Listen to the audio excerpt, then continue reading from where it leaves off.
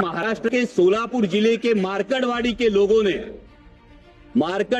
लोगों ने ballot paper पर यह जानने की कोशिश की कि उनका मत गया कहां, लेकिन प्रशासन ने इस पर रोक लगा दी। ना उन्होंने इलेक्शन पे अविश्वास दिखाया था, ना उनको फैसले पे आपत्ति थी, क्योंकि वहां पे तो उम्मीदवार जीत के आया है। फिर भी लोग जानना चाहते हैं वोट कहां गया, खो गया या चोरी हो गया। लोकसभा चुनाव के बाद महज 6 महीनों में लाखों मतदाताओं के नाम मतदाता सूची में जुड़े हैं और इलेक्शन कमीशन बार बार मांग करने के बाद भी ये सूची विपक्ष को नहीं सौंप रही है।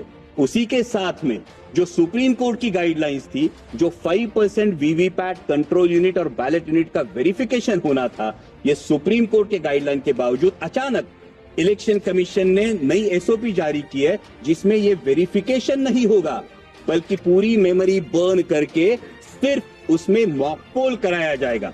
तो इससे असमंजस और भी बढ़ जाता है। हमारी मराठी में कहावत है, कर नाही त्याला डर कशाला। और इसलिए अध्यक्ष महोदया, ये शंका उत्पन्न होती है, क्या कुछ छिपाने की कोशिश हो रही है? क्या दाल में कुछ काला है या पूरी दाल ही काली है? लेकिन लोकतंत्र मजबूत रहने के लिए जनता का चुनावी प्रक्रिया पर विश्वास कायम रहना बहुत जरूरी है।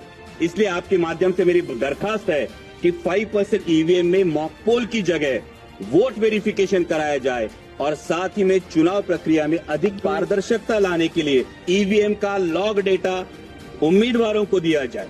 लेकिन जैसे रेस्टोरेंट में जाने के बाद हमारे पास विकल्प होता है कि हमें नॉनवेज खाना है या वेज खाना है, तो मतदाताओं के पास विकल्प क्यों नहीं? उन्हें मतदान बैलेट पेपर से करना है या ईवीएम से करना है? जिसका बैलेट पेपर पर विश्वास हो वो बैलेट पेपर से मतदान करे, जिसका ईवीएम पर विश्वास हो वो ईवीएम पर मतदान करे। ये अवसर है अध्यक्ष महोदया, विश्व के सबसे बड़े लोकतंत्र के पास एक अवसर है कि अमृत काल में माननीय प्रधानमंत्री जी के नेतृत्व में एक ऐसी व्यवस्था बने कि पूरे देश में मतदाता को पता चले कि उसका वोट गया कहां है। तभी तो लोकतंत्र मजबूत होगा।